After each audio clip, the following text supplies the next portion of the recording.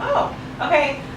Thank you guys for coming this afternoon to this presentation, specifically dealing with music and in the schools. Now, we are very aware that music in a lot of schools are not as prevalent as we know. Some schools don't have music, or some schools, and in our county, Broward County, are recently integrating music back into it after segment when it comes to standardized testing, and based off their grade that year, then that determines their budget for the next school year, and the first thing to be cut will be music, naturally.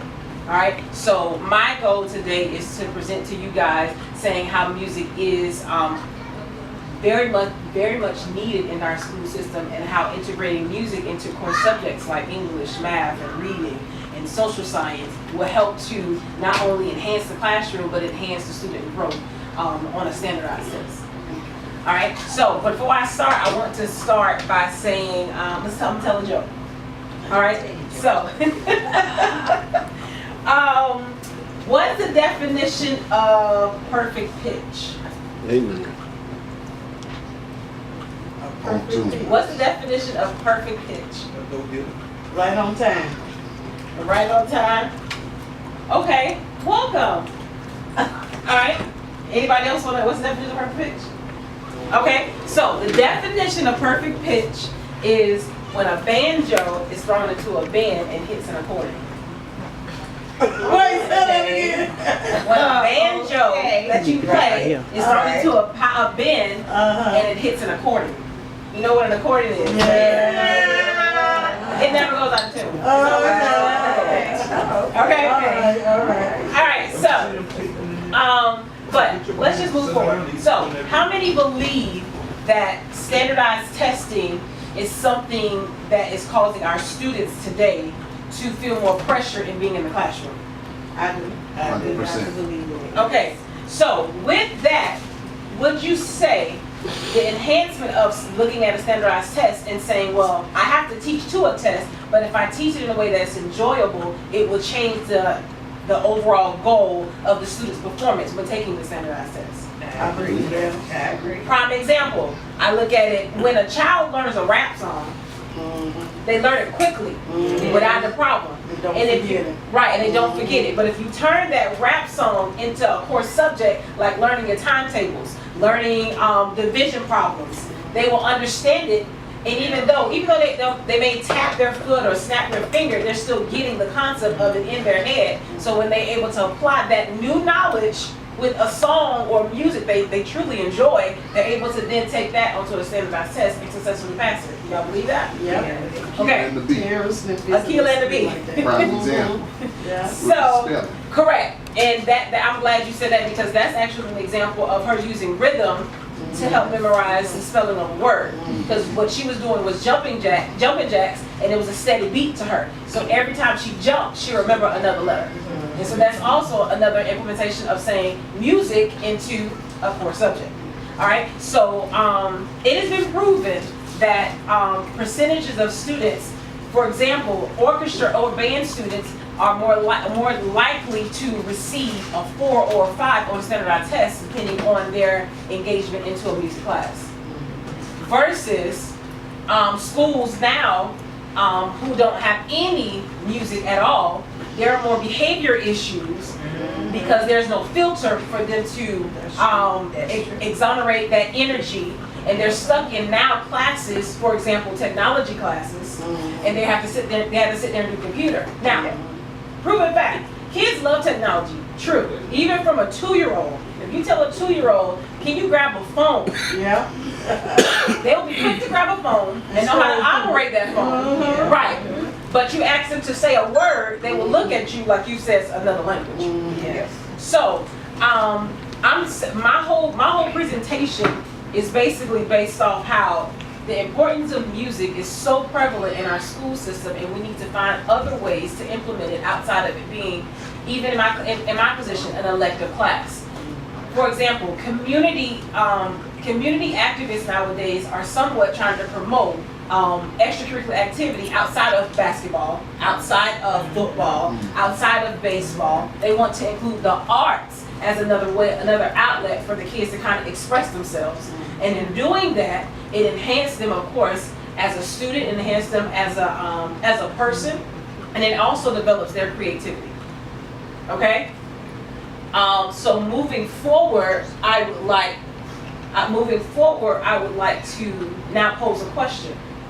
If you had a student who wanted to be a part of arts, as a parent or as a community liaison, how would you then, if they didn't have it in their school, how would you then try to implement it into what they do in their everyday life? Would it be an issue because of finance, or would it be an issue of you can't commit to it? As an individual or as parents as a whole? As parents as a whole. So you can, let's say for example, you can say it as a parent, you can say it as being a community liaison, you can say it as being an activist. Like, how would the importance of a parent be for my child to be a part of the arts? If it's not in their school, would I then try to get that music get the music for them? Would I have to pay for the service, or would I feel like it's not worth being paid for so they can do something else? I think some of them want it, but really can't afford it. For example, our kids, now we have music, but when they leave our school, the other school does not have a music program, and some of the parents, now we actually have 2 parents that bring their middle school kids to Taylor to play with them, but some of them can't afford it. They want them in a program. Some don't have the grades to get into the magnet program, where they do have a music program at the school. And I think if they had the money, they really would. But some of them financially are not able, and some of them, because of transportation, with them working, cannot take them back and forth to the program. Okay, well, I want to pose another question along what you're saying. Now, if you look at the different variations of communities that we have here, some will say it is the money, but some will also say, well, I don't see the importance of music or me paying for it.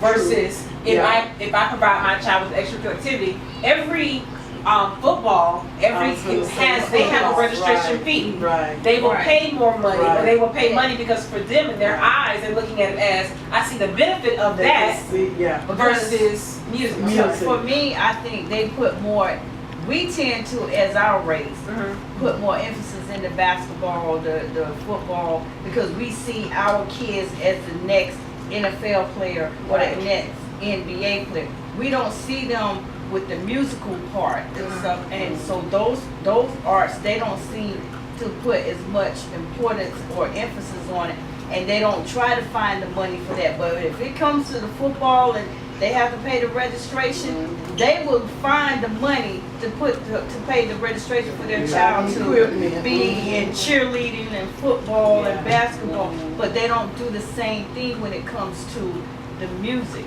And I think the music is very important because it's soothing and it tends to calm you down some. And you know what's funny? And I want to say this in my closing. It's funny because with sports, you have 1 in 1 million chance of being selected.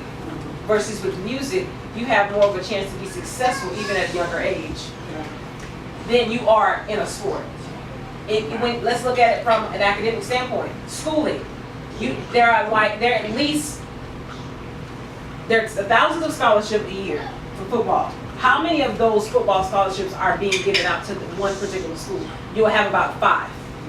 At that one school, and you have a whole football team of 20 plus kids. Now with music, you have the chances of you getting a scholarship in a classroom of 30 kids. You're likely to get 15 full scholarships in a music program. Full scholarships, not partial, full scholarships. So the percentages of success in a music area, or even in the arts, not even just music, even in the arts general, is more successful than it would be on a sports or a sports field or basketball, whatever that may be.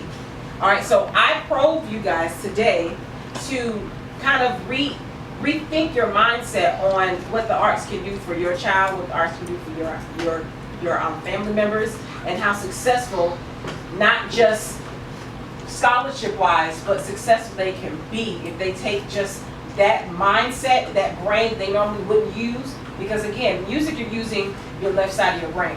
You're using your left and your right. With sports, you only use one side. With music, you're using both. And so you knowing that I'm using both sides of my brain in order to perform or to be perfect in my instrument, I can apply that same thing when I'm taking the same process when I'm in a classroom. My success rate with that. All right, thank you guys for your time.